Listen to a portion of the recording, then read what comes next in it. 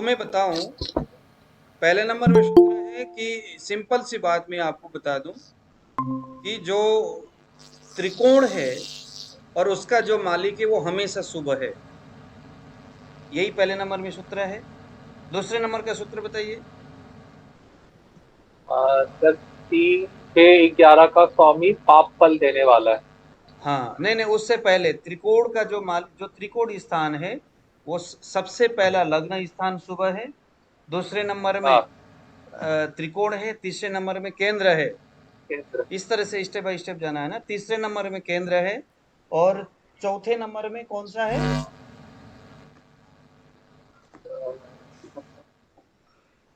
3 से 11 है।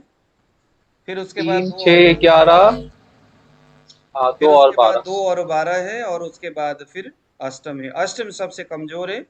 उसी आधार पर उसके जस्ट अपोजिट हमारा लग्न भाव जो है सबसे स्ट्रांग है। अब हमने कहा कि लग्न भाव सबसे मजबूत है। अब हम जब फलादेश करने वाले हैं तो हमारे सामने एक चीज आ गया कि यह ग्रह लग्न में बैठा है या यह ग्रह लग्नेश है। तो ये हो गया कि हाँ यार, ये ग्रह बहुत स्ट्रांग है। अब जैसे ही हमने कहा ये ग्रह स्ट्रांग है, मान लीजिए अभी हम दशा भी, अभी हमने एस्ट्रोलॉजी पूरी तरह से थोड़ी अभी सीखा हुआ है। नहीं, अभी हमने पीछे दशा को भी देखना है, नवांश आदि भी देखना है, वो बहुत सारी चीजें अभी पढ़ा हुआ है। उन सभी, अब कल जो मैंने कहा कि किडनी में, तो वो सारे रट करके दिमाग में बैठाया और बैठा करके मैंने बोला। तो वहां पर मैंने षष्ठांश कुंडली में भी गया, त्रिशांश कुंडली में गया, वो नवांश भी देखा, उसी वक्त देख लिया सारा। तो ये जो चीजें हैं एक आपस में सारे जोड़ करके दिमाग में माइनस प्लस रूट करके करना होता है।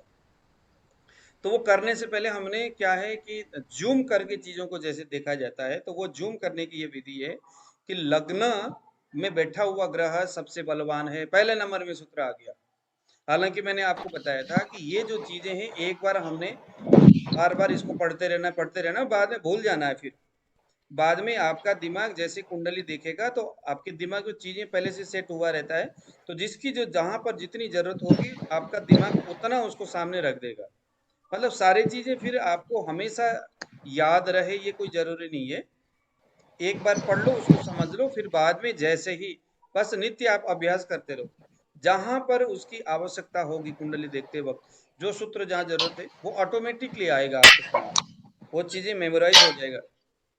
ठीक है। तो पहले नंबर गुरुजी में प्रणाम। हमने देखा, प्रणाम जी, पहले नंबर में हमने देखा लग्न सबसे बलवान है। जैसे हमने कहा लग्न बलवान है, तो अब हमने देखना है कि लग्न में बैठा हुआ ग्रह बलवान है या लग्न का मालिक जो है वो बलवान है। तुरंत हमने फिर जाना है उसके उच्च है या नीच है, षडबल उसके षडबल में कैसा है, विंशपक में कैसा है, उसके भाव बल में कैसा। आपको मैंने सिखाया है ना षडबल देखने का तरीका। वो सारी चीजें, उसके बाद उसके वो उच्च है या नीच है, बाल, ये सारी चीज देखना है। वहां से टिक मार्क करते हुए आइए। अच्छा अच्छा अच्छा अच्छा अच्छा।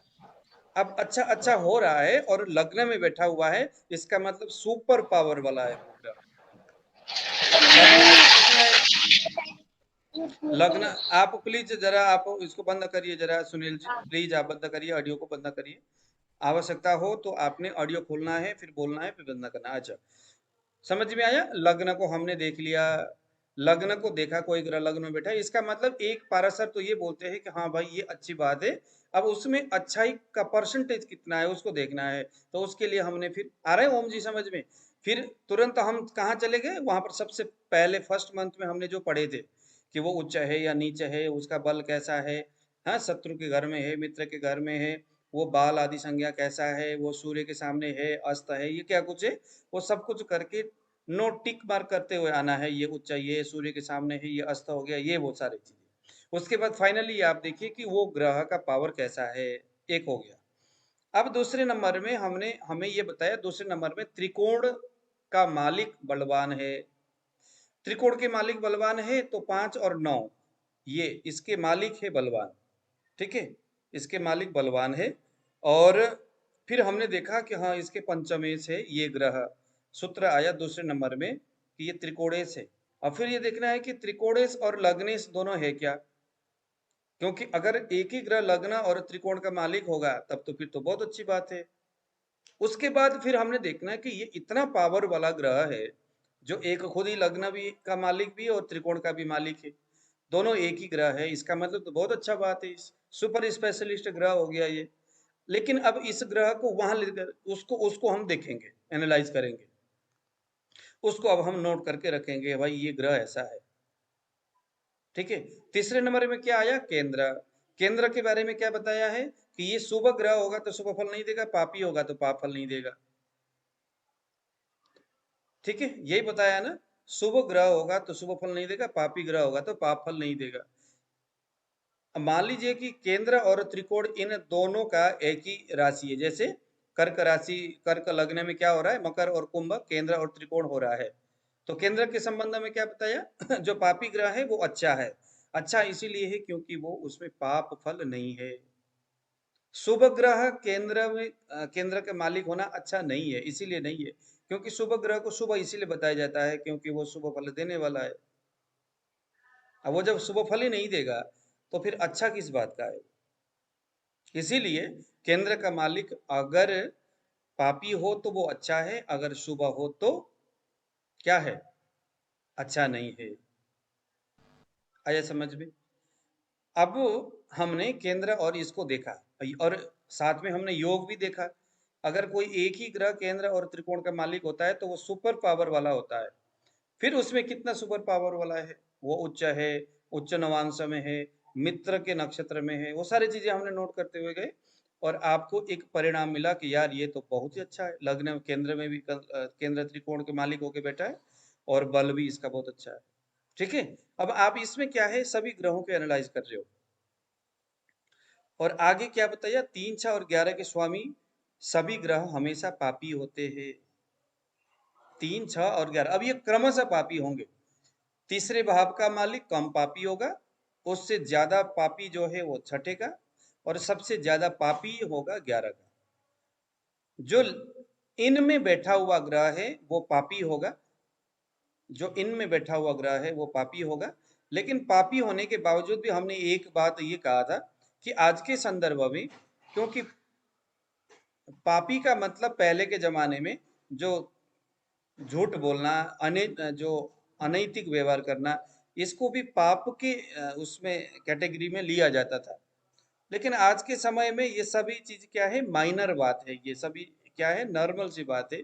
अगर कोई आदमी झूठ भी बोल रहा है तो उसको वो कहता है हाँ ना कोई बात नहीं। आज के समय में विदेश, पहले के जमाने में विदेश जाना ये पापी ग्रहों का फल माना जाता था, लेकिन आजकल विदेश जाना अच्छा माना जाता है। तो चीजें परिवर्तन हो गई, तो इसको पापी का मतलब तब कुछ और था और आज कुछ और है, इसीलिए इसको थोड़ा सा मिला करके समझना है। ठीक है। जैसे सूर्य को पापी बोलते हैं सर, सूर्य को पहले क्रूर बोलते हैं। ग्रह बोलते हैं, हाँ सूर्य को क्रूर के हाँ। हिसाब से, हाँ पहले जमाने में सूर्य को क्रूर मानते कहीं थे, लेकिन आज के कहीं समय में कहीं सूर्य, पापी से भी संबोधन करते हैं। हाँ पापी भी इसीलिए है क्योंकि जो अगर क्रूर है तो पापी है। लेकिन आज के समय में सूर्य जो है, आज के समय में जितने भी जो पापी ग्रह है वो सभी इंसान को फल देने वाले होते हैं, कुल मिलाकर के देखा जाए। फल देने, जी जी जी। क्योंकि आजकल के समय में हमें है ना, क्योंकि धर्म पूर्वक तो हम कोई काम कर नहीं रहे अभी। अगर कोई धर्म पूर्वक काम करता है तो उसके लिए कुछ पापी ग्रहों का नेगेटिव प्रभाव हो सकता है। लेकिन अगर हम धर्म पूर्वक अपने जीवन को नहीं चला रहे हैं, मिक्सअप कर रहे हैं हम लोग थोड़ा सा, तो फिर पापी ग्रह भी हमारे लिए जरूरी है। ठीक है। अब उसके बाद हमने फिर एक चीज देखा था, त्रिकोणेश और पाप केंद्रेश ये शुभ होते हैं, ये भी पढ़े थे ना, त्रिकोणेश और शुभ केंद्रेश भी शुभ होते हैं। त्रिकोणेश और शुभ षष्ठम षष्ठम अष्टमेश ये सामान्य शुभ है। शुभ त्रिकोणेश और शुभ छठे और आठवें के मालिक दोनों अगर एक हो तो ये सामान्य शुभ है, अगर शुभ ग्रह है तो। मतलब कुल मिलाकर के ये यहाँ पर पाराशर के हिसाब से देखा जा रहा है, जो केंद्र है और जो त्रिकोण है इसका मालिक अगर पापी हो तो वो अच्छा है। 3, 6 और 11 इनके मालिक अगर पापी हो तो ये उनको कुछ अच्छा मानते हैं, 3, 6 और 11 के संदर्भ में विशेष करके। पाप त्रिकोणेश पाप षष्ठम अष्टमेश। त्रिकोणेश अगर पापी है और षष्ठम अष्टम के मालिक भी पापी है, और ये अगर एक ही ग्रह हो, त्रिकोणेश और छठे और अष्टम के मालिक जो है अगर ये एक ही ग्रह पापी हो तो फिर इसे अशुभ माना गया है। ये आपको जस्ट दिशा निर्देश करेगा, जस्ट आपको ये बताएगा, ये जस्ट आपको बताएगा। लेकिन फलादेश करने के लिए जो चीजों की जरूरत होती है वो और है, थोड़ा सा और आगे जा करके है वो। अभी भी हम पहले तो हमने क्या देखा, हर एक ग्रह के बल देखने के लिए उच्च नीच आदि देखा। अब हम एक सूत्र को समझ रहे हैं कि ये ग्रह यहाँ होगा तो ये ऐसा होगा, शुभ और पापी के हिसाब से। जस्ट अभी हम इतना देख रहे हैं। तो मतलब आप लोग इस हिसाब से कंफ्यूज नहीं हुए हो। आप लोगों को ये लगता है कि अभी जो हम अभी सीख रहे पाराशर के हिसाब से, ये पूर्ण फलादेश की विधि नहीं है। ये फलादेश करने के लिए प्रारंभिक सूत्र दे रहा है ये, लेकिन पूरा जोड़ करके देखने की विधि अभी हम सीख नहीं रहे। अभी तो हम बस जस्ट सूत्र देख रहे। जैसे त्रिकोणेश हमेशा शुभ होगा, केंद्र का मालिक अगर पापी होगा तो वो अशुभ नहीं होगा, और शुभ होगा, शुभ ग्रह होगा तो वो शुभ भी नहीं होगा। तो जस्ट ये बता रहा है, ये एक स्थिति बता रहा है कि अगर आप फलादेश करने के लिए केंद्र को देख रहे हैं तो केंद्र के मालिक होने का रीजन क्या हो सकता है। पापी का हिसाब से अलग होगा और पुण्यात्मा शुभ ग्रह के हिसाब से वहां अलग होगा। शुभ ग्रह यदि एक साथ केंद्र और 3, 6, 11 भावों का अधिपति हो तो वह केंद्रेश होकर सम, ये भी हमने पहले पढ़े थे ना। शुभ ग्रह यदि एक साथ केंद्र और 3, 6, 11 भावों का अधिपति होगा, जैसे केंद्र यानी कोई ग्रह चौथे का भी मालिक है और तीसरे का भी मालिक है, ऐसा हो सकता है ना। कोई एक ग्रह फोर्थ का भी मालिक है और थर्ड हाउस का भी मालिक है। तो ऐसे कंडीशन में ये सूत्र बोलता है वो जो मालिक है अगर वो शुभ ग्रह होगा तो वो केंद्रेश होकर के सम होगा, क्योंकि शुभ अगर होगा और वो अगर केंद्रेश है तो फिर तो शुभ नहीं होगा, सम हो गया। और गुरुजी तीसरे और चौथे घर का मालिक अगर सेम सेम तीसरे चौथे घर का मालिक सेम तो सिर्फ शनि हो सकता है ना, अगर नहीं, जस्ट इकट्ठे मैं जो आपको मैं एकदम साथ नहीं नहीं जुड़े नहीं हुए नहीं हैं। मैं आपको उदाहरण दे रहा हूँ ना। मैं जस्ट एक उदाहरण दे रहा हम्म, हूँ। मैं आपको एक ओके उदाहरण दे रहा हूँ। जस्ट एक उदाहरण दे रहा ओके। हूँ। जस्ट एक उदाहरण दे रहा हूँ कि कोई ग्रह अगर शुभ होगा और वो 3, 6 और 11 में उसका एक राशि है और एक केंद्र में है, तो यहाँ कैसे ओके कैसे हो सकता है। जैसे मान लो कि अ, जैसे शनि का मकर राशि 10वें भाव में हो गया और कुंभ राशि 11वें भाव में हो गया, ये हो सकता है ना। लेकिन चूंकि जी ये शनि है तो यहाँ पर ये सूत्र लगेगा नहीं। सूत्र कहता है यदि शुभ ग्रह, हाँ शुभ, यदि इसीलिए शुभ मेरे ग्रह की दिमाग में बात हो सवाल रहा है है। यहाँ पर, हाँ यहाँ पर हम्म अगर शुभ ग्रह एक साथ केंद्र और 3, 6, 11 के मालिक होगा तो वो केंद्रेश होने के नाते शुभ ग्रह है, चूंकि उसमें शुभता तो है नहीं तो वो सम होगा। हम्म, और 3, 6, 11 के मालिक होने की पूरे वजह से ये अशुभ होगा, है ना। हम्म, 3, 6 और 11 के मालिक होने की वजह से ये अशुभ हो जाएगा, क्योंकि वहां सम था। अगर वहां शुभ होता तो यहाँ सम हो जाना था, लेकिन वहां पर भी सम है और यहाँ 3, 6, 11 के मालिक है। तो इस हिसाब से अगर शुभ ग्रह केंद्र का मालिक है और 3, 6, 11 के मालिक है तो कुल मिलाकर के वो अशुभ हो जाएगा। ओके, क्योंकि वो लेकिन केंद्र में है हाँ और तो इसलिए वो शुभ नहीं रहेगा, अपना हाँ शुभ फल नहीं दे पाएगा, और वो 3, 6, 11 में भी कहीं आ रहा है तो वो अशुभ हो जाएगा। तो हाँ, मतलब तो टोटल अशुभ हो कुल गया, मिला के जो है वो टोटल अशुभ अशुभ हो ही गया, इम्पैक्ट है। अशुभ हो गया। लेकिन हम्म, इसी को अगर हम शुभ ग्रह के हिसाब से देखते हैं तो उसका सूत्र है कि यदि पापी ग्रह केंद्रेश है, होने का मतलब है कि अब उसमें पाप नहीं है, पाप फल नहीं देगा। लेकिन हमने कहा कि शुभ भी नहीं है, लेकिन उसका खुद का स्वभाव तो नहीं है ना पापी। और ऐसे में अगर वो 3, 6, 11 का मालिक है तो वो मिश्रित फल देगा। मिश्रित का मतलब है कि मिला जुला सा फल देगा। अब यहाँ अशुभ है ऐसा नहीं कहेंगे हम, क्योंकि उसमें केंद्र से मिलने वाले जो एक उसका जो गुण था, जो पाप की जो पाप प्रवृत्ति फल थी ना वो देने केंद्र का। हाँ न जो पाप फल न देने की जो क्वालिटी है उसमें वो हम्म, केंद्र से आ गया, क्योंकि हम्म, 3 6 11 से बलवान है केंद्र। पहले हमने कहा था ना लग्न से जी बलवान त्रिकोण, जी सबसे बलवान लग्न, उसके बाद त्रिकोण, फिर केंद्र, फिर उसके बाद 3 से 11। जी। तो 3 से 11 से बलवान केंद्र है। इसलिए अगर पहले वाले भाग में जो केंद्र का मालिक अगर उस पापी ग्रह बन रहा है और वहां से उसके पाप फल देने की प्रवृत्ति नष्ट हो रहा है, तो उस प्रवृत्ति को बढ़ाएगा नहीं 3 से 11।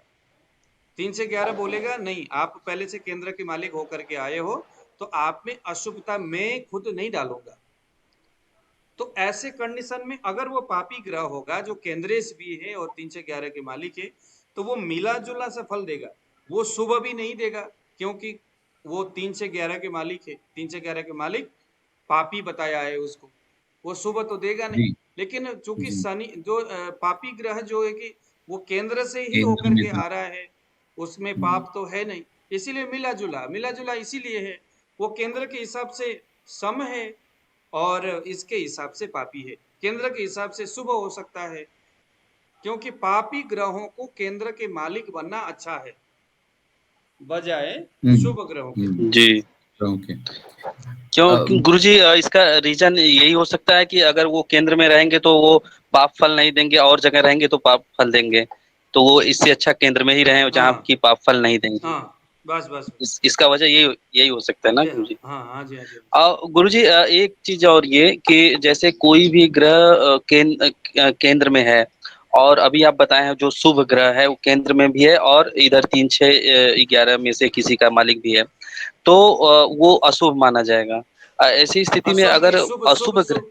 अशुभ नहीं, सम सम सम। हाँ हाँ, ठीक है ठीक है, अशुभ अशुभ, शुभ नहीं ग्रह नहीं सर, अशुभ। यहाँ केंद्र में तो सम माना जाएगा, वहां अशुभ माना जाएगा ना 3 6 11 के हिसाब से। हाँ, जी। तो वो अशुभ तो हो गया फिर। गुरुजी, फिर इसके अगर अगर ऐसे कंडीशन में अगर अशुभ ग्रह हो गुरुजी, वहां पे शुभ की जगह अशुभ हो, तो वो क्या माने जाएंगे? अशुभ होगा तो मिश्रित फल देने वाला, अभी बताया ना। अच्छा, ये केंद्र में रहे और 3 6 11 के भी मालिक रहे तो अशुभ होंगे, तो वो मिश्रित फल देंगे, जैसे हाँ, शनि हो अगर गया। पापी ग्रह होगा, अगर पापी ग्रह होगा। अब तीसरे नंबर में जी सूत्र देखिए ना, लेकिन केंद्रेश ही 3 से 11 के मालिक होकर स्वगृही हुआ, तो फिर वह अपने घर में होने के कारण शुभ हो सकता है। अब यहाँ पर शुभ और अशुभ की कोई बात नहीं बता, लेकिन केंद्रेश केंद्रेश ही 3 6 केंद्र 11 का के मालिक। मालिक ही उसका एक राशि 3 से 11 में है। और जी ऐसा ग्रह चाहे वो शुभ हो या अशुभ हो, केंद्र में रहता है तो वह शुभ ही रहेगा। लेकिन अगर बृहस्पति और शुक्र है तो फिर यहाँ पर अपवाद है, क्योंकि पहले हम पढ़ते हुए आए हैं बृहस्पति और शुक्र, इनमें विशेष वो दोष है कि अगर वो केंद्र में अपने घर में रहते हैं, उच्च होकर के रहते हैं, तो स्वयं के गुणों को वो भूल जाएंगे, फिर वो अशुभ रहेगा वहां पर। मतलब अशुभ भी नहीं रहेगा, जस्ट सम रहेगा, उसमें शुभ फल देने की प्रवृत्ति नहीं रहेगी। लेकिन उसके अलावा कोई भी ग्रह हो, चाहे चाहे वो बुध हो, चाहे चंद्रमा हो, शुभ स्थिति में हो, या तो कोई भी ग्रह हो, केंद्र में उसका एक राशि है और 3 से 11 में दूसरा राशि है, और केंद्र में वो अपने घर में अगर बैठा हुआ है फिर ये शुभ है, शुक्र और बृहस्पति को छोड़ करके। केंद्र में अपने अपने घर में होगा तो।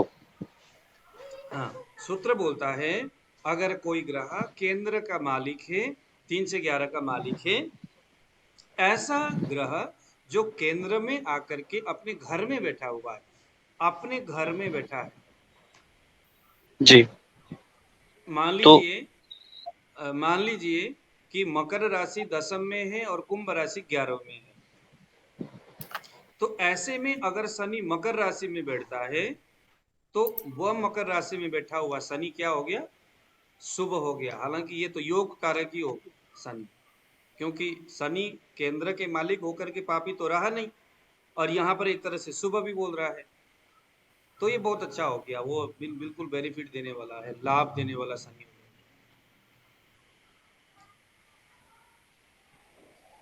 अगर गुरुजी केंद्र में रहे लेकिन अपने घर में ना हो और 3 6 11 में हो, हाँ, अगर तीन, हाँ फिर कैसे? कंडीशन केंद्र में हो, अपने घर में ना हो, हाँ, स्वगृही न हो, और इधर 3 6 11 में भी हो, कोई एक में, तो तीन फिर से ग्यारह के कंडीशन। मालिक हो, 3 से 11 के मालिक हो, जी केंद्र जी, में हो, मालिक हो, हाँ। 3 से 11 जी, के मालिक और केंद्र के मालिक तो है, मगर अपने घर में नहीं है, तो वह स्वगृही फिर, नहीं है जी। हाँ, अगर स्वगृह नहीं है, अगर वो शुभ ग्रह है तो शुभ फल नहीं देने वाला, अथवा वो सम रहेगा। अगर पापी ग्रह है तो कुछ अच्छा रहेगा, मिश्रित फल देगा। ये तो ऊपर वाला ही हो गया ना, अभी जो आप कह रहे हो वो तो वही हो वही गया ऊपर ना। वाला हो गया, जी जी जी जी जी, हाँ, वही हो गया। अगर शुभ रहेगा तो वो सम रहेगा, और शुभ रहेगा तो कुछ मिश्रित फल देगा। मिश्रित फल देगा। अगर वो अपने घर में है तब जाकर के शुक्र और बृहस्पति को छोड़ करके कोई दूसरे, चाहे बुध हो, चंद्रमा हो, सूर्य हो, इस तरह के ग्रह तो वो अगर शुभ केंद्र शुभ में हो जाएगा, बैठे, फिर फिर वो फिर शुभ है। शुभ हो जाएगा। यहां से तो शुभ है, यहां से हमने देख लिया इसको शुभ है। अब वहां पर देखना है हमने, कहां पर? अब यहां शुभ तो बोल दिया, शुभ तो बोल दिया ये सूत्र। अब हमने जाकर के देखना है कि वो उच्च है कि नहीं। मान लो यहाँ तो शुभ है और वहां जाते ही नीच हो गया, वहां जाते ही मृत अवस्था में है या बाल अवस्था में है, वहां जाते ही शत्रु नवांश में है, या क्रूर षष्ठांश में है, या जो कल हम लोगों ने जो पढ़े थे ना, ग्रह के बल के बारे में क्या क्या पढ़े थे कल? नीच राशि में है, अस्तंगत है, वो अस्त अगर हो गया, पाप कर्तरे में हो गया, शत्रु राशि में हो गया, और क्या क्या है, शत्रु नवांश में हो गया, बाल वृद्ध अवस्था में हो गया, वृद्ध अवस्था, है ना, और क्रूर षष्ठांश हो ये गया। ऐसे षष्ठांश। कंडीशन में, हाँ, ऐसे कंडीशन में अगर वो ग्रह हो गया, फिर तो गया। फिर अब वो चाहे अच्छा ही योग वाला क्यों ना हो, फिर भी उसका योग नहीं रहेगा। ऐसे कंडीशन में फिर हमने स्टोन पहनाना है उसको, उसमें बल नहीं है, ऐसा समझ के मान लीजिए। देखो, स्टोन कब पहनाना है और देव उपासना कब करना है, यहाँ से आपको आ गया, अंदाज हो गया होगा। मान लो अब ये सूत्र ने क्या बोला कि 10वें भाव में मकर राशि है, 11वें भाव में कुंभ राशि है, मालिक बन गया शनि। शनि 10वें भाव में बैठा हुआ है, अच्छा योग कारक हो गया ना। सूत्र ने तो यही बोला। सूत्र ने क्या बोला उसको आप जरा नोट करिए। केंद्रेश ही 3 से 11 के मालिक होकर स्वगृही हुआ, तो फिर वह अपने घर में होने के कारण शुभ ही रहेगा, बोल दिया सूत्र ने। अब इस सूत्र के आधार पर हमने देखा कि मकर राशि के 10वें में है, कुंभ राशि 11वें में है। ऐसा ग्रह जो शनि है वो 10वें में तो बैठा है। ये सूत्र ने तो बोला पाराशर जी ने कि भाई ये तो शुभ है। अब वो शनि का दशा चल रहा है, और आपने देखा यार, लाभे से 10वें कर्म स्थान में आके बैठा है। शनि इसको लोहा से संबंधित, आग लकड़ी से संबंधित, या अपने कार्य क्षेत्र में बेनिफिट देगा, कुछ तो लाभ देगा।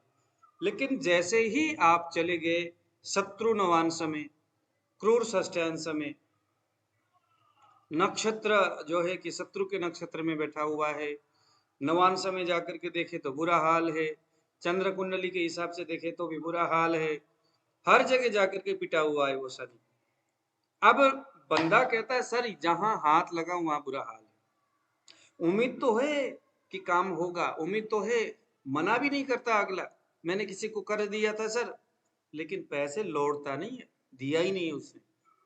लेकिन वो ऐसा भी नहीं बोलता कि नहीं दूंगा, बोलता है दूंगा, लेकिन देता भी नहीं है।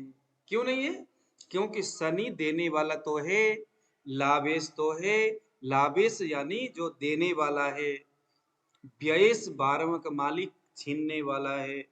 देने वाला तो है, लेकिन दिक्कत कहाँ आ रही है? लग्न कुंडली में तो बढ़िया है, लेकिन उसके इंटरनल जब हमने उसके पावर को चेक किया तो क्रूर सस्टेंस में बैठा हुआ है, ग्रह से युद्ध से हरा हुआ है, कल जो हमने बात किए थे। ये सारे करके क्या हो गया, ग्रह हो गया कमजोर। अब यहां हमने उसको नीलम पहनाना है।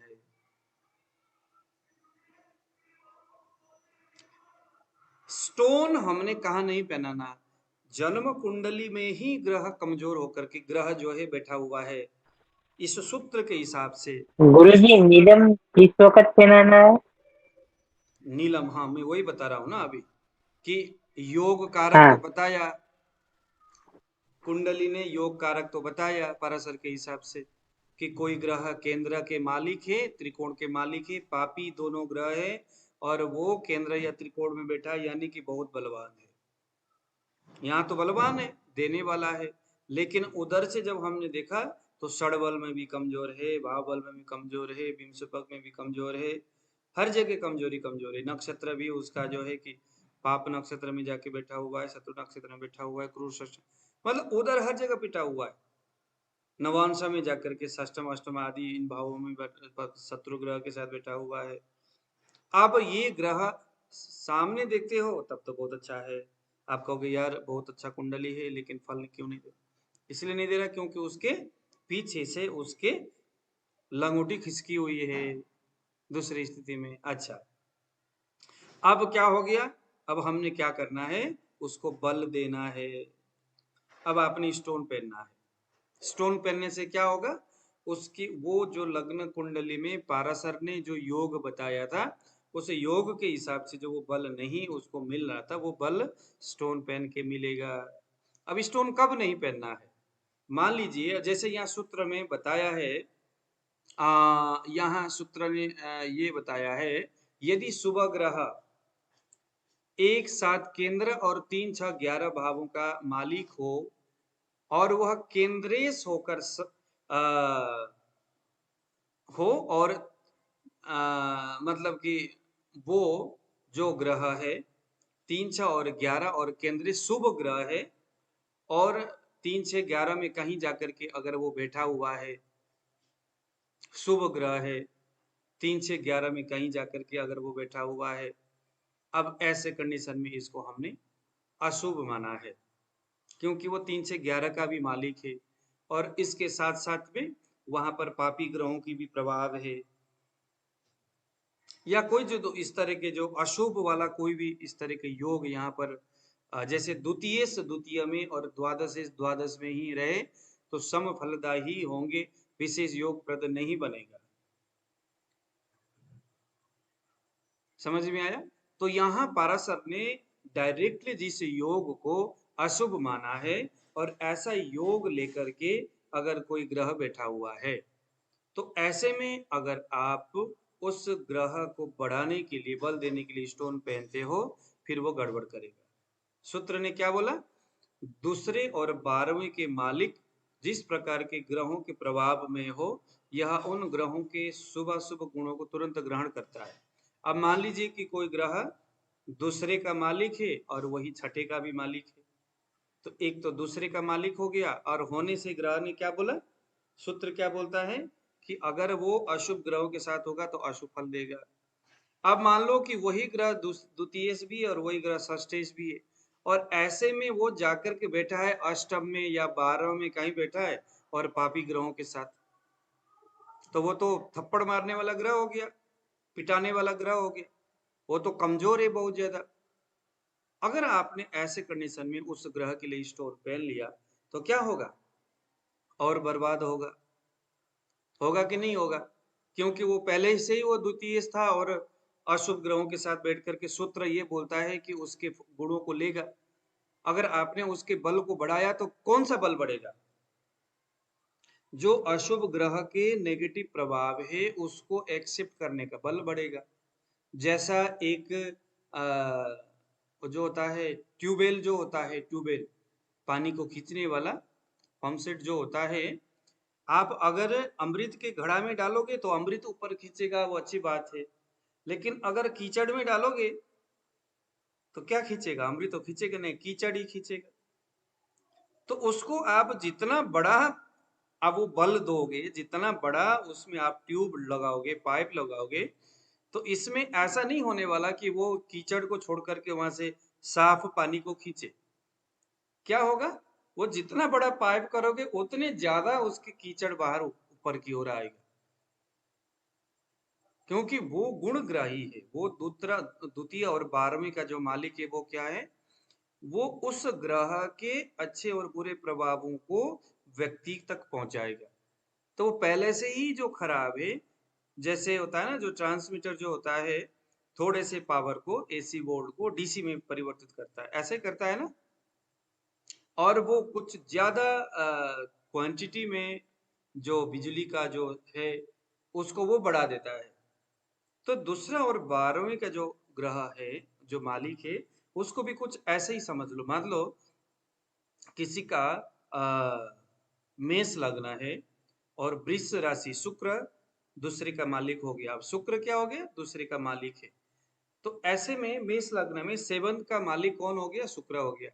अब देखो शुक्र यहाँ पर प्रबल मारकेश है, सेकंड का और 7th का मालिक को हमने मारकेश माना है, और वो मारकेश होकर के चौथे 4th हाउस में बैठा हुआ है, और वहां मान लो कि शनि के साथ बैठ गया, और शनि बहुत क्रूर है, पापी है। अब क्या होगा, जो ये शुक्र है वो उसके अगर आप स्टोन पहनोगे तो क्या होगा, क्या होगा, ये कर्क राशि में बैठा हुआ रहेगा। तो शुक्र कर्क राशि में पापी ग्रह के साथ बैठ करके अगर आप स्टोन पहनोगे तो कर्क राशिस्थ जो नेगेटिव ग्रह है उस ग्रह के जो नकारात्मक फल है उसको ज्यादा से ज्यादा बढ़ाएगा। इसीलिए यहाँ देव उपासना, देव चिंतन, भक्ति, पूजा पाठ या दान पुण्य आदि जो क्रियाएं बताया गया है उसको वहां करना है, उसके बल को शांत करना है, उसके वो नेगेटिव फल देने की जो प्रवृत्ति है उसको नष्ट करना है। सर स्टोन कितने रत्ती का देना होता है, वो कैसे हम जानेंगे? देखो एक चीज मैं आपको स्टोन के बारे में बताता हूँ। यहाँ पर मेरे पास स्टोन अगर हो, मैं बताता हूँ।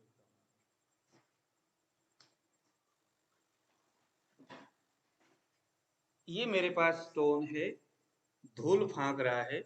मैंने ले तो लिया काफी महंगा करके, सारे स्टोन ले लिया, पूरे भरा हुआ है कैरेट अंदर।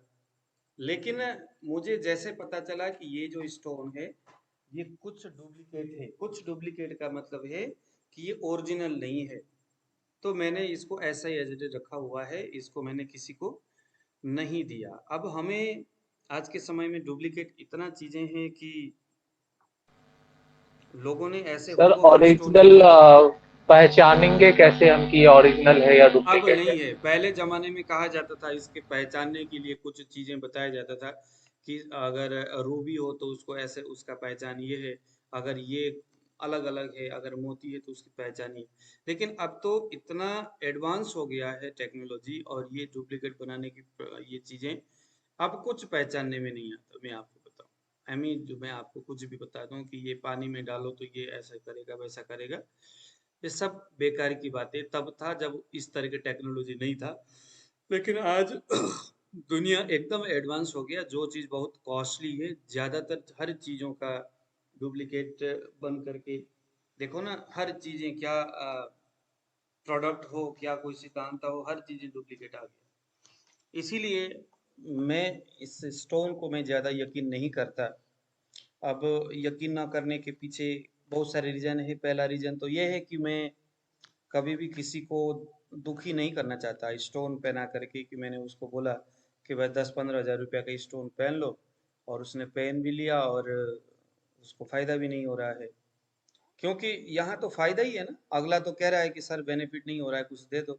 तो मैंने अगर स्टोन दिया तो बेनिफिट के लिए दिया, अगर उसको नहीं हो रहा है इसका मतलब है तो फिर उस बंदे के सामने कैसे मुंह दिखाएंगे, बदनामी वाली बात है। और मैं तो फिर मंदिर में रहता हूँ, मेरे लिए तो मेरा गद्दी जो है वही सर ऊपर ही है। इसीलिए मैं इन चीज़ों से थोड़ा बचता हूँ कि मैं किसी के साथ अपने जान करके। तो फिर मैं उसके बाद मैं सोचा कि यार मैंने स्टोन किसी को नहीं देना है अब से। स्टोन मैं देता नहीं हूँ, क्योंकि मुझे देखो जब मुझे यकीन ही नहीं है उस चीज़ के प्रति कि वो अच्छा है या नहीं है, तो मैं कैसे किसी को ये कह सकता हूँ कि भाई ये अच्छा है? पहले तो हम खुद को यकीन दिलाए ना किसी चीज के ऊपर। मुझे यकीन ही नहीं है कि जो मैं दे रहा हूँ वो असली है या नहीं है, और अगर कोई चीज डुप्लीकेट है तो उसने तो काम करना नहीं है। इसलिए स्टोन मेरे समझ में नहीं आया, शायद ये मेरी गलती भी हो सकती है, जो भी है, लेकिन स्टोन मेरे समझ में नहीं आया। मैं कहता नहीं हूँ किसी को भी, लेकिन एक चीज गुरुजी मैं आपको लोग बताता हूँ। हाँ जी, हाँ लोग जी। सब्स्टिट्यूट भी यूज करते हैं, वो नहीं काम करता होगा एकदम। देखो एक चीज मैं बताता हूँ, इसमें एक दूसरी भी बात है। वो प्रोडक्ट, वो जो स्टोन, देखो सब्स्टिट्यूट जैसा कोई चीजें नहीं होता, नहीं होता वो। नहीं होता का मतलब क्या है कि मेरी जो माँ है, वो माँ का सब्स्टिट्यूट कभी हो सकता है किसी चीज का? उपरत्न तो जस्ट एक नाम हो गया कि यार वो महंगा है, नीलम का भी महंगा है, चलो आप इसको पहन लो। लेकिन वो है, कलर भी वैसा ही है, दिखता भी वैसा ही है, बिकता भी वैसा ही होगा, लेकिन उसके अंदर जो केमिकल रिएक्शन जो होता होगा शरीर में आकर के, क्या वो भी वैसे ही होगा? वो क्वालिटी भी वैसे ही होगा? नहीं ना होगा। ऐसा तो नहीं होगा। जो चीज, देखो जो चीज सूर्य में है, जैसे आयुर्वेद के क्षेत्र में मैं आपको बताता हूँ, बहुत सारी चीजें हैं जिसको समझना अभी बाकी है। जैसे आप लोगों ने कभी लिच थेरेपी करते देखा है आपने? एक जोंक नाम का कीड़ा होता है, उसको लगाया जाता है कहीं पर भी, तो वो खून को चूसता है। चूसने से खून बाहर निकलता है और वो बंदा स्वस्थ होता है, अगर उसने सही तरीका से रक्त मोक्षण किया हो तो।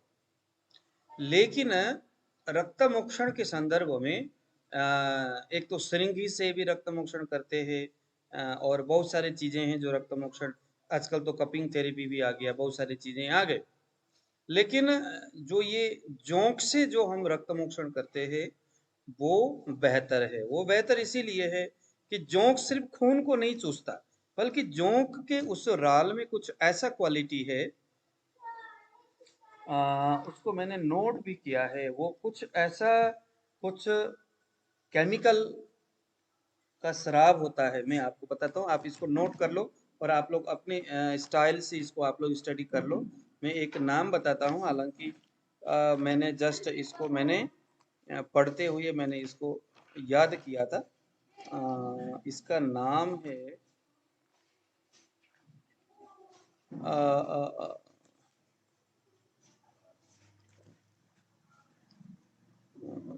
हाँ, इसको आप लोग नोट कर लेना। एक कुछ केमिकल है, उसके ऊपर आप लोग चाहे तो स्टडी कर सकते हो।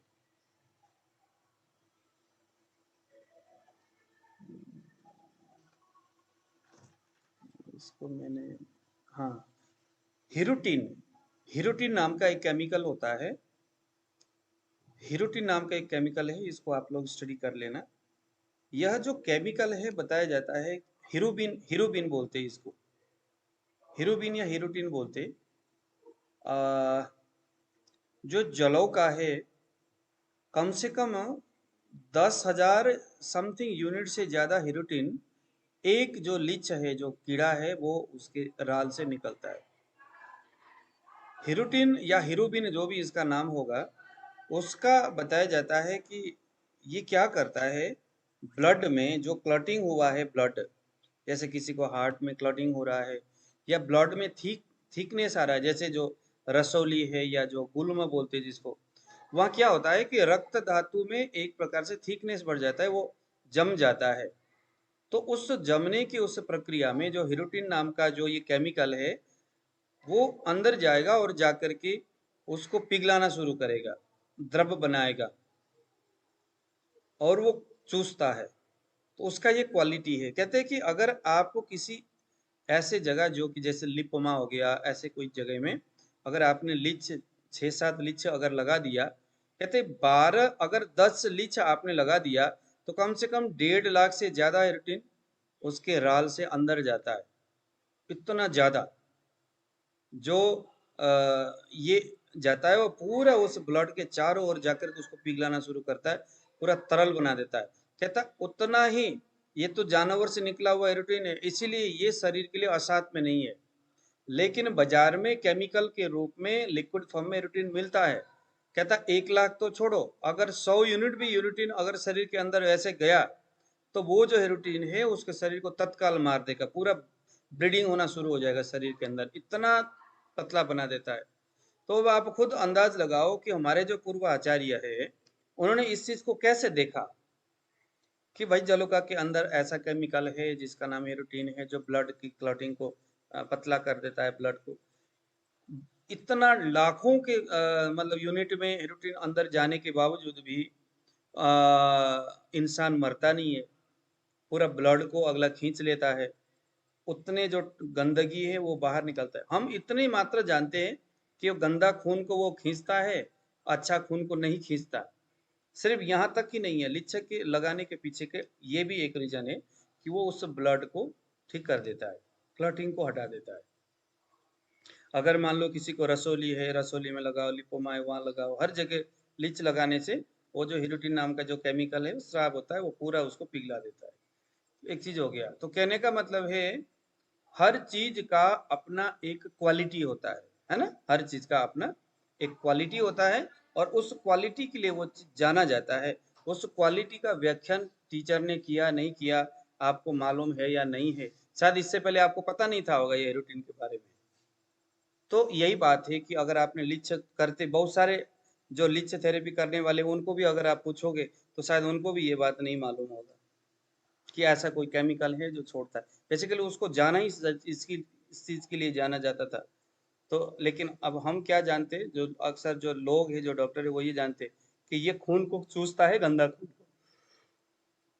तो ये भेद वो नहीं जानते, है ना। तो कहने का मतलब है कि जब तक हमें ये पता नहीं चल रहा है कि वो स्टोन जो है अच्छा काम कर रहा है नहीं कर रहा है, तो उपधातु के रूप में हम प्रयोग नहीं कर सकते। लेकिन एक चीज मैंने अपने जीवन में देखा हुआ है और इस चीज को आप लोग भी आजमा के देख लो। इंसान का जो मन है, मन एवं मनुष्याणम कारणम बंध मोक्षयो, हमेशा ये श्लोक बहुत मस्त है, बहुत बढ़िया है, हर जगह फिट होता है। मन ही इंसान के बंधन यानी कि दुख का और मोक्ष यानी सुख का कारक है। मन ही ये कारक। मन के चाहने से कल आप राजा बन सकते हो, चाहा मन ने और शरीर बन गया। अगर मन नहीं चाहता तो आप कुछ नहीं कर सकते, मर जाओगे आप। सुसाइड जो लोग करते हैं वो मन के वजह से होता है। तो यानी इंसान का, उसका शरीर, उसके व्यवहार, उसके व्यापार, हर चीजों का जो अस्तित्व है वो होने और न होने के पीछे मन का कारक है, कारण है। इसके आधार पर ज्योतिष के कुछ उपाय टिका हुआ है। हालांकि उसको डिवाइडेड कर दिया गया, उसको बांट दिया गया, ये सूर्य ग्रह है, इसके ऊपर ये उपाय करो, तो ये चंद्रमा। कुछ नहीं है। आपने, आपके पास कोई भी आदमी आता है, मेरी बात अगर आप यकीन करते हो, क्योंकि मैं ये किस चीज करता हूँ, मैं दिमाग में बोझ नहीं बैठाता कि भाई सूर्य के लिए ये उपाय बताना, चंद्रमा के लिए नहीं। मुझे इतना मालूम है कि उपाय बताने का मतलब है हम उस आदमी के दिमाग और उसके मन के साथ खेल रहे, जस्ट खेलना है हमने उसके मन के साथ। आप यकीन मानिए कि अगर मैंने किसी को कह दिया कि भाई, अगर वो मुझे बहुत यकीन करता है तो, इसीलिए एस्ट्रोलॉजी देखते वक्त, नाड़ी परीक्षण करते हुए, ज्योतिष देखते वक्त फ्री में नहीं देखना है किसी का। आप खूब चार्ज ले लो, उसको आप पहले बताओ कि ये इतना चार्ज है। तो चार्ज देख करके भी अगर आपके पास एस्ट्रोलॉजी दिखाने के लिए आता है, इसका मतलब है आपसे यकीन करता है। वो यकीन जानने के लिए आप ये चार्ज ले रहे हो। आपका चार्ज का मकसद ये है कि उसके अंदर आपके प्रति यकीन है। अगर यकीन होगा तो जितना मर्जी आप चार्ज लो उतना से अच्छा। उसके बाद आपने कुंडली तो अपने तरीका से देखा, उसके बाद आपको एक चीज समझ में आया और उसके लिए आपने उसके कुछ उपाय बताया। अब वो उपाय जो है, जो आप बता रहे हो, आपको मालूम नहीं है कि उपाय क्या काम करने वाला है, लेकिन फिर भी आप उसको बता दो। कुछ भी बताओ, एक्स वाई जेड, थोड़ा लंबा वाला उपाय बताओ जिसको सजा के रूप में वो माने। जैसे अब मैं क्या करता हूँ, भाई ऐसा है, आपने सुबह 4 बजे उठना है, उसके बाद नहाना धोना है, फिर शिव जी के मंदिर में जाना है, फिर ये रुद्राक्ष माला पहनना है, टिक्का लगाना है चंदन का, फिर ओम नमः शिवाय मंत्र बोलना है, फिर दूध चढ़ाना है, फिर शाम को भी सूर्यास्त होने के बाद जस्ट इतने बजे जाना है। अब यह जो नियम है तो बड़ा क्लिष्ट आज के समय, पहले के जमाने में तो तपस्या करते थे, वो भी लोगों के लिए क्लिष्ट नहीं होता था, कठिन नहीं होता था। आजकल लोगों के पास टाइम की अभाव है, लेकिन फिर भी ऐसा छोटा सा कुछ कठिन जैसा, लेकिन अगले को लगे कि हाँ यार ये तो बड़ा मस्त उपाय है, मजा आ गया, क्या बात है आप पंडित जी, आपने बहुत अच्छा उपाय बताया। अब वो आदमी उस उपाय को करेगा। देखो वो आदमी सुबह भी तन्मयता से उपाय कर रहा है, दोपहर में भी आप लगा लो कि भाई इतने बजे ये कर लो, और रात को भी सोते सोते उसको आप कुछ भिड़ा दो कि भाई रात को भी आपने, शाम को आप भोलेनाथ जी के यहाँ जाना है, रात को सोते सोते भी ये कर लो। एक दिन में सुबह, दोपहर, रात, शाम को और सोते सोते भी। अब जो मन में आता है वो आप करा लो। जैसे निर्मल बाबा जी का था ना, गोलगप्पे खाओ बैठ के वो गोलगप्पे कितने सारे लोगों का काम किया गोलगप्पा ने। हाँ यकीनन काम किया। लोगों को कहा भाई आप ऐसा करो, खीर खाओ। अरे वो बोलते थे गुरुजी कि मतलब समोसे खाएं क्या, तो वो हाँ बोलते थे कि हाँ खा लिए क्या, तो लगता है कि फिर तुम लाल वाली चटनी के साथ खाए हो क्या। हाँ गुरुजी, तो हरी वाली चटनी के हाँ साथ क्यों नहीं खाया, हरी वाली चटनी के साथ हाँ खाओ। हाँ। तो अब जी। देखो इसके पीछे का कारण यही है, क्योंकि उसने एक चीज तो जान लिया, कहीं से भी सुना होगा उसने कि भाई हमने उस आदमी के भावना के साथ इस तरह से करना है, उसको हमने लगाना है बस काम में। तो इससे क्या होगा, वो आदमी निरंतर अभ्यास करता रहता है। तो एक सूत्र है, उद्यम साहस धैर्य बुद्धि शक्ति पराक्रम सड़ते यत्र वर्तन्ते देवास्तत्र सहायक, ये सूत्र लिखने वाला है। उद्यम कोई आदमी उद्यमी है, साहस कोई आदमी साहसी है, धैर्य कोई आदमी धैर्यवान है, बुद्धि बुद्धिमानी है, शक्ति शक्तिशाली है, पराक्रम पराक्रमी है। तो ये जो 6 गुण जिसमें विद्यमान है, देवा यानी बहुत सारे जो देवताएं भी उसको सहायकृत सहायता करते हैं, उसके संकल्प सिद्धि के लिए देवता प्रयत्न करते हैं। ये वेदों के शब्द है, पुराणों का शब्द है, तो गलत तो नहीं है। तो इसके आधार पर अगर हम देखें, उद्यमी वो आदमी रोज सुबह सुबह उठ रहा है, अपने कार्य सिद्धि के लिए देवता के मंदिर में जा रहा है। हाँ, जो कल तक 10 बजे तक सोता था और बेड में ही उसको चाय लेकर के उसके घरवाली को लेकर के जाना होता था, इतना आलसी था, लेकिन आज सुबह 4 बजे उठ करके ठंडे पानी में नहा करके जा रहा है भगवान भोलेनाथ जी के मंदिर में। तो साहसी तो है भाई, उद्यमी है निरंतर, और साहसी साहसी तो है ही। सुबह सुबह देखो हिम्मत तो दिखाया उसने। धैर्य धैर्यवान तो है ही, पता नहीं कितने दिन तक करना है, भोलेनाथ जी कृपा करेंगे, ये धैर्यता उसके अंदर आ ही गया। बुद्धि, अब बुद्धि से ही सारी चीजें वो सोच ही रहा है। शक्ति, शक्ति का मतलब है कार्यकारिणी शक्ति, उसको पक्का यकीन है कि ये जो बताया गया है करूंगा तो मैं उस चीज को काम कर सकता हूँ। पराक्रमी है वो, अब उसको पराक्रम का मतलब है हमेशा लगे रहना उस चीज के लिए, कि वो जिस काम को वो सोच रहा है, भोलेनाथ जी के मंदिर में जाकर के जो वो दूध भी चढ़ा रहा है, तो उसके दिमाग में एक ही बात है कि मुझे वो कार्य सिद्धि सफलता मिलनी चाहिए। उसके दिमाग के आधे कोने में भोलेनाथ जी है और आधे कोने में उसकी सिद्धि है। पूरे दिमाग के पूरे हिस्से में भोलेनाथ जी नहीं है, उसके दिमाग के आधे हिस्से में वो जिस चीज के लिए सफलता चाहता है वो है, और आधे हिस्से में भोलेनाथ जी है। तो ऐसा करके अगर वो कंटिन्यू करता है, क्योंकि मैं कई देख चुका हूँ, मैं कई सारे लोगों को बताता हूँ, फिर जो मन में आया वो बता देता हूँ। मैं देखता हूँ कि ये आदमी कैसा है। अगर अगला बोलता है कि सर मैं 10 बजे उठता हूँ, तो मैं उसको बोलता हूँ तू अब 4 बजे उठ 4 बजे उठ के ये कर। हाँ, 4 बजे उठ, और उठ करके आपने बेल के पत्ते 11 पत्ते लेकर के शिव जी को चढ़ाना है।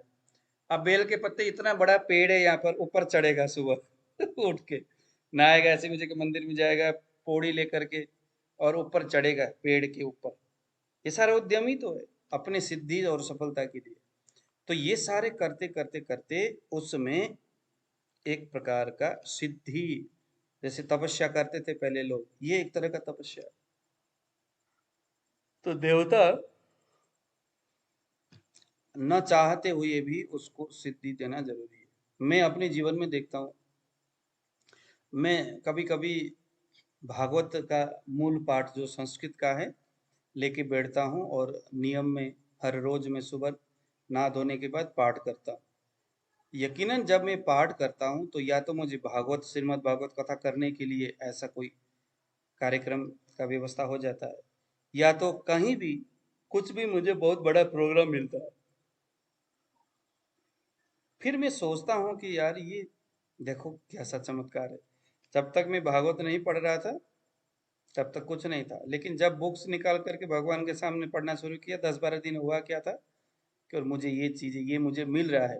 हालांकि ये मेरा यकीन है, एक विश्वास है उस चीज़ के प्रति, लेकिन एक नास्तिक होने से अच्छा है ना इस मामले में कि मैं अगर आस्तिक रहा भगवान के प्रति तो मेरे सामने एक तो है ऑप्शन, अगर मान लो कि मैं सुसाइड करने के मेरे दिमाग में आ गया कि यार कुछ सफलता मिल नहीं रही है, क्या करूं।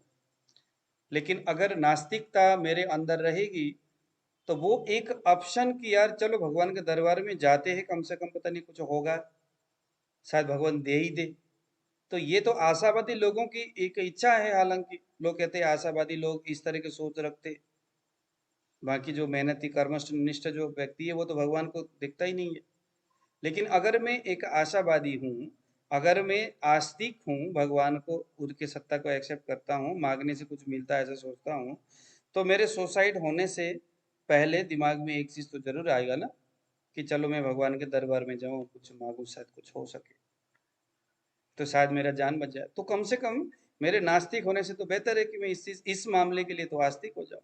कम से कम मेरे लिए एक रास्ता तो खुला हुआ है, भगवान का रास्ता। लेकिन जो अगर नास्तिक होगा, इस धर्म कर्म को नहीं मानता है, उसके सामने ये एक चीज नहीं रहेगा और वो है भगवान का दरबार। उसको पहले से लगेगा कि ये नहीं। तो हमारा संदर्भ क्या था कि स्टोन अगर आपको कॉन्फिडेंटली ये ठीक है या नहीं, अगर आपको ऐसा लगता है तो स्टोन के चक्कर में नहीं पड़ना है। फिर आप उसको, क्योंकि स्टोन कहते ही आपके 10-12 हजार रुपये जेब से जाना है, उससे तो बेहतर है कि आप वो पैसे खुद रखो और आप उसको कुछ उपाय बता दो। क्योंकि मुझे न तो उपाय के ऊपर यकीन है, न तो स्टोन के ऊपर यकीन है। स्टोन अगर मैं दूंगा तो 10,000 रुपये तो गया, स्टोन वाले को देना पड़ेगा। अगर उपाय में बताऊंगा तो उपाय के माध्यम से मेरे जेब में तो आएगा 10,000 रुपये, तो मैं क्यों घाटे का सौदा करूं स्टोन के चक्कर में। या तो मुझे यकीन हो कि स्टोन वाकई में अच्छा है और बेनिफिट देने वाला है। तो इस तरह से हमने चीजों को समझना है, ठीक है। तो अब अगला सूत्र हमारा मुझे क्या है। आपने जो पहले जो बताया था, सॉरी अभी इस टोन की बात हो रही थी, जो अभी हमने पहले आपने एक बारी बताया था, जो कुछ कुछ पौधों की जड़ें यूज करते हैं। हाँ हाँ, वो भी, हाँ क्या बात है, उसका भी हम इस्तेमाल कर सकते हैं। जैसे मैंने आपको बताया था कहाँ पर हम्म। पीपल का जड़ है, कहाँ पर ये सारी चीजें। हम्म। लेकिन उसको ताबीज बनाना है और उसका हम्म। उसको खनन करने का, पूजा करने का एक विधि होता है। मैंने देखा, एक जगह मैंने पढ़ा था कि जैसे जो उधर मैंने बताया था ना आपको, क्या क्या बताया था, देखिए जरा एक बार उसको देखते हैं। इसमें हमने कैसा बताया आपने था। बताया पहले सर कि सूर्य के स्टोन को लिए बेल का जल, सुनना है तो बेल पत्र हाँ का जड़। हम्म। हाँ, बेल का चंद्र जड़ के है ना। लिए जैसे मान शिरनी का लीजिए, जल। जैसे एक सेकंड, जैसे मैंने अभी यहाँ पर ना इस ज्योतिष में सप्तनक्त व्रतानी से बताया हुआ है। तो अब अगर मान लीजिए कि बेल का जड़ है, सूर्य ग्रह आपका किसी का खराब है और स्टोन पहनाना है, मगर स्टोन के बारे में अब माणिक्य जो है, एक तो महंगा भी हो सकता है, डुप्लीकेट भी हो सकता है, कंफ्यूजन। आपने क्या किया, उस व्यक्ति को आपने कहा कि आप एक काम कर लो, 6 सोमवार आप व्रत रखो भोलेनाथ जी का, और व्रत रखने के साथ साथ बिल्व का जो पेड़ है, उस पेड़ के जड़ में जाकर के आप पूजा करो, एक्स वाई जेड कुछ भी पूजा करो। उसको कहो कि भाई हमारे व्रत के समाप्त होने पर हम आपके जड़ को खनन करके अपने शरीर में धारण करूं, तो आप मेरे ऊपर कृपा करो। वनस्पति का आह्वान करने का विधि होता है। तो सप्तनक्त व्रतानी से 7 मतलब कि सोमवार का व्रत करना है। व्रत करना जो है ग्रहों के लिए व्रत करना बिल्कुल सिंपल है। एक बार भोजन का त्याग करना होता है, चाहे सुबह करो चाहे रात को करो। दिन भर ग्रह के लिए, जैसे अगर सूर्य है तो सूर्य का मंत्र उपासना करना है, देव उपासना करना है। व्रत का जैसे विधि हमेशा हर चीज में एक ही तरह का होता है ग्रहों के लिए। उसके बाद सातवां जब व्रत शुरू होगा, जब सातवां व्रत शुरू होगा, तो उस दिन हमने क्या करना है, एक दिन पहले ही सायं सूर्यास्त होने के बाद हमने उस पेड़ के सामने जाना है और हाथ में दूध हो गया, ये सारी चीजें लेकर के जाना है, उनको निमंत्रण करना है, जोत जलाना है घी का। दूसरे दिन सुबह सोमवार हो गया, अब व्रत भी करना है। वहां से जड़ को उखाड़ करके ले आइए और उसको ताबीज में डालिए और बकायदा भोलेनाथ जी के मंदिर में मूर्ति में उसको रख करके रुद्राभिषेक करिए। क्योंकि चूंकि आप उद्यापन भी तो कर रहे हो ना, तो उद्यापन के हिसाब से इधर से रुद्राभिषेक और उद्यापन और ताबीज का पूजा, और वो ताबीज आप उसके गले में पहनाइए, यकीनन ये काम करता है। और ऐसे ही जो वनस्पति के मैंने आपको नाम बताया अलग अलग ग्रहों के हिसाब से, उसका भी इसी हिसाब से जिस देवता की उपासना या व्रत के बारे में बताया है उनके व्रत करना है। 7 व्रत, छठे व्रत क्लियर हो गया। सातवें व्रत, सातवें उस बार से पहले एक दिन पहले, ये कौन है आदित्य जी? तो व्रत, हाँ, तो इसी तरह से उसके जड़ को, उसके जो भी है उसको लेकर के आना है और ताबीज के रूप में उसको पहनना, तो ये जस्ट स्टोन जैसे ही काम करता है। ये ज्यादा अच्छा है सर। हाँ, ये अच्छा है, इस ये जो है ना ज्यादा अच्छा है, मैं तो इस चीज को मानता हूँ। अब आज हम लोगों ने कुछ नया तो सीखा नहीं है, चलिए एक सूत्र मैं आपको बताता हूँ और उसके बाद आज का क्लास हम यहीं पर समाप्त करेंगे। ग्रहों का 4 प्रकार के जो संबंध है, अभी हम लोग बता रहे थे ना, इससे पहले भी हम लोग संबंध के बारे में बहुत कुछ बात कर रहे थे। तो ग्रहों के जो संबंध है उसके परसेंटेज के हिसाब से कि कौन सा संबंध कितना प्रभावी होगा, ये हमने देखना है। मान लीजिए पहले नंबर का जो संबंध है उसको हम बोलते हैं सहावस्थान संबंध। सहावस्थान, सहावस्थान का मतलब होता है दो ग्रहों का एक साथ बैठना। कोई भी दो ग्रह अथवा तीन ग्रह अथवा सारे ही ग्रह किसी एक घर में, एक राशि में इकट्ठे होकर के बैठे हैं, तो संबंध के दृष्टि में 100% ये प्रभावी है। एस्ट्रोलॉजी में संबंध का बड़ा महत्व है। तो सबसे पहला 100% पावर वाला है सहावस्थान संबंध, यानी दो ग्रह अथवा कोई भी दो तीन चार जो ग्रह है वो इकट्ठे किसी भाव या राशि में बैठते हैं लग्न कुंडली में, तो उसे हम बोलते हैं सहावस्थान। सह यानी साथ में, अवस्थान यानी बैठना। दूसरे नंबर में आ गया दृष्टि संबंध। दृष्टि संबंध का मतलब है दो ग्रह कहीं भी बैठे हो लेकिन एक दूसरे को देखते हो। अब मैं आपको यहाँ पर थोड़ा दिखाता हूँ, मैं यहाँ पर करके भी दिखाता हूँ। ये इस संबंध को, ये भी महत्व का है। ये सिर्फ पाराशर ही नहीं बल्कि जितने भी हमारे जो जैमिनी के अलावा, जैमिनी सिद्धांत, जैमिनी का दृष्टि थोड़ा अलग है, उसके अलावा सभी लोगों का इस दृष्टि के लिए वो मानते। मान लो अब सहावस्थान का मतलब तो समझ में आ ही गया कि कोई भी ग्रह इकट्ठे बैठे हैं, तो इकट्ठे बैठने से वो आपस में, उनमें जो संबंध होगा, उनमें जो प्रभाव होगा, सूर्य और चंद्रमा इकट्ठे बैठे हुए हैं तो चंद्रमा का प्रभाव सूर्य में, सूर्य का प्रभाव चंद्रमा में। शनि और बुध बैठे हुए तो बुध और शून्य आपस में, बुध में शनि का प्रभाव आ जाएगा, शनि में बुध का आएगा। ये जो प्रभाव है वो सहावस्थान की वजह से हो गया, दोनों इकट्ठे बैठे। दूसरा संबंध क्या है, मान लीजिए, एक सेकंड, दृष्टि संबंध। दृष्टि संबंध क्या है, मान लीजिए ये है मंगल और यहाँ है शनि। तो देखिए जरा, शनि मंगल को देख रहा है और मंगल शनि को देख रहा है।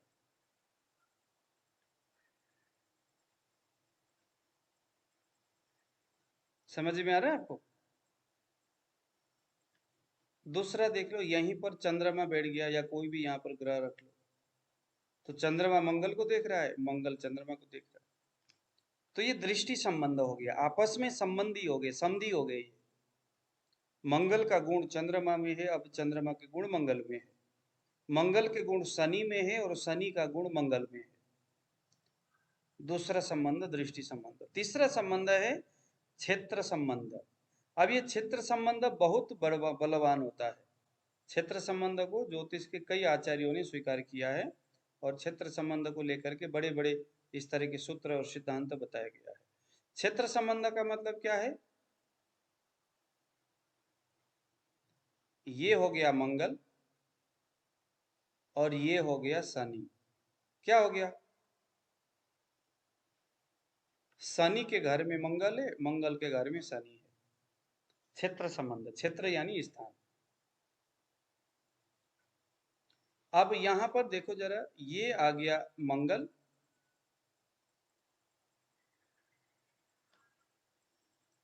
मंगल चंद्रमा के घर में है और चंद्रमा को यहां लगा दो, तो ये क्षेत्र संबंध हो गया। क्षेत्र संबंध,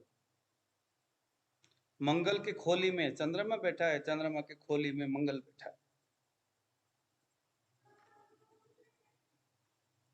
तो यह जो संबंध है, अब देखो यहां चंद्रमा मंगल को देख नहीं रहा है, मंगल भी चंद्रमा को देख नहीं रहा है, लेकिन क्षेत्र संबंध हो रखा है, इसीलिए मंगल में चंद्रमा का प्रभाव है और चंद्रमा में मंगल का प्रभाव है, क्योंकि मंगल चंद्रमा के घर में है और चंद्रमा मंगल के घर में है। आपस में घर में एक दूसरे के घर में बैठे हुए हैं। तो मंगल जो है चंद्रमा को प्रभावित कर रहा है और चंद्रमा मंगल को प्रभावित कर रहा है। एक दूसरे के राशि में होने का मतलब है, किसी को समझ में नहीं आया तो वो बता देना, हालांकि इसमें तो बिल्कुल सिंपल वाली बात है। इसमें है कोई जिसको समझ में नहीं आया हो? हाँ जी। ये तो समझ में आया गुरुजी। पर हम दृष्टि संबंध में अगर बात करते हैं तो हर एक ग्रह और सभी अपने से सातवें घर को देखता है, तो हर एक ग्रह एक दूसरे पर दृष्टि हाँ करते हैं। हाँ हाँ, बिल्कुल बिल्कुल, सारे दृष्टि संबंध हो गया। जी। देखो जैसे यहाँ पर है दृष्टि संबंध होगी, जैसे अब दृष्टि संबंध में हम एक और चीज देख सकते हैं। अब इसको संबंध मानो या न मानो, जैसे ये शनि हो गया और ये चंद्रमा हो गया, और शनि जो है चंद्रमा को देखता है, लेकिन चंद्रमा तो शनि को नहीं देखता। तो यह भी एक तरह का संबंध तो है, दृष्टि संबंध तो है, लेकिन ये पर्याप्त मात्रा में योगकारी नहीं है, क्योंकि चंद्रमा देख नहीं रहा है शनि। अब कुछ लोग यहाँ पर बोलते हैं कि यहाँ पर अगर मंगल होगा, कुछ लोगों का मानना है, लेकिन बहुत सारे आचार्य इस संबंध को नहीं मानते। संबंध क्या है? शनि का दृष्टि चंद्रमा में है, चंद्रमा की दृष्टि मंगल में है और मंगल की दृष्टि शनि में है। आ रहा है समझ में? तो मंगल चंद्रमा को भी देख रहा है, शनि को भी देख रहा है। शनि जो है कि ओ सॉरी, शनि तो नहीं देख रहा है ना चंद्रमा को। ये क्या हो गया? यहाँ पर चंद्रमा है, नहीं, चंद्रमा हाँ 30। हाँ यहाँ पर है, यहाँ पर है, इसको यहाँ से हटा दो। तो अब क्या हो गया? अब हम यहाँ पर मंगल को यहाँ से हटा करके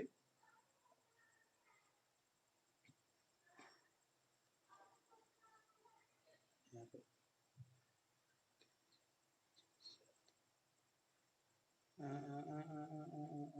मतलब अभी आपको समझ में आया ना? चलो मंगल की दृष्टि तो यहाँ नहीं हुई, लेकिन कई जगह इस तरह के योग बन सकते हैं। चंद्रमा मंगल को देख रहा है, मंगल शनि को भी देख रहा है, इस हिसाब से इस तरह के योग। लेकिन पाराशर मुनि भी इसको मानते नहीं है। कुल मिलाकर के इसको हमने इस तरह की दृष्टि को नहीं मानना है। डायरेक्टली जो बन रहा है, जैसे यहाँ पर शनि मंगल को देख रहा है, मंगल शनि को देख रहा है, तो ये दृष्टि संबंध हो गया। ये एक क्षेत्र संबंध हो गया, दृष्टि संबंध भी हो गया। ये शनि और मंगल दो तरह के संबंध बना रहा है, देख रहे हैं ना आप लोग यहाँ पर। हाँ जी, एक नंबर में जी क्षेत्र संबंध है, दूसरे नंबर में दृष्टि संबंध है। शनि क्षेत्र संबंध, शनि मंगल के घर में, मंगल शनि के घर में। दृष्टि संबंध, शनि मंगल को देख रहे हैं, मंगल शनि को देख रहे हैं, तो ये संबंध बड़ा मजबूत है। तो इसका प्रभाव पड़ा जाएगा, इसके प्रभाव देखा जाएगा। अगर मंगल दसम स्थान में बैठा है तो शनि की नजर है, और मंगल भी शनि को देखता है, तो दोनों ही एक दूसरे के प्रभाव से प्रभावित होंगे। इन्हें बोलते हैं क्षेत्र संबंध। और चौथे नंबर में एक और संबंध है, तो क्षेत्र संबंध जो है 40% प्रभावी होता है। सहावस्थान, दो ग्रहों का एक साथ में होना, ये सबसे बलवान, ये प्रभावकारी संबंध है। दृष्टि संबंध, एक दूसरे को देखना, परस्पर देखना, 80% तक प्रभावकारी होता है। क्षेत्र संबंध, एक दूसरे के भाव में रहना, घर में रहना, यह 40% का प्रभावी होता है। और एक 20% का छोटा सा प्रभावी, इसको बोलते हैं स्थान दृष्टि संबंध। ये क्या चीज है? जैसे सूर्य वृश्चिक राशि में बैठा हुआ है, एक चीज में आपको यहां से, सूर्य यहां बैठा हुआ है वृश्चिक राशि में,